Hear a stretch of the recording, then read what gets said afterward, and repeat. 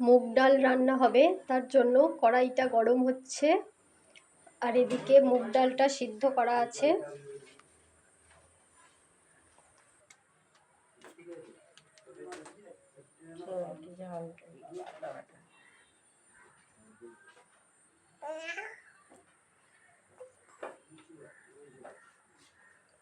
হলুদ আর আদা বাটা দেওয়া হলো।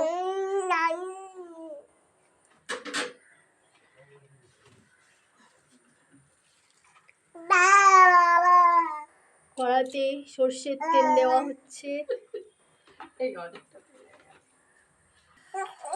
তেল গরম হয়ে গেছে, এর মধ্যে শুকনো লঙ্কা দেওয়া হলো একটা,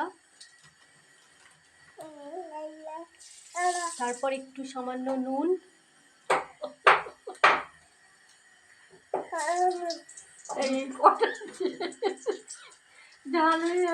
ভুল করে দুটো শুকনো লঙ্কা দিয়ে দিয়েছিল।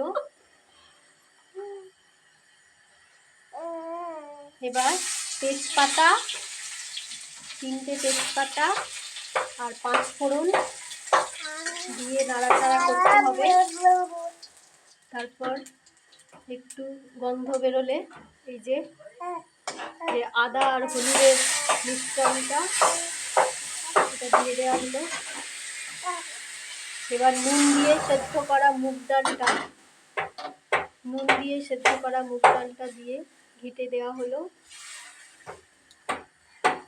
এটা হচ্ছে নিরামিষ মুগ ডাল।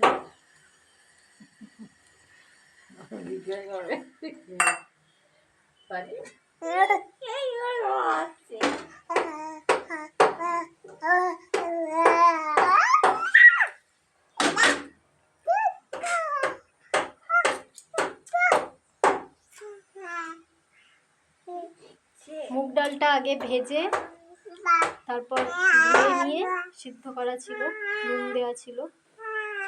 এবার এটা ফুটে গেলেই তৈরি মুগ ডাল।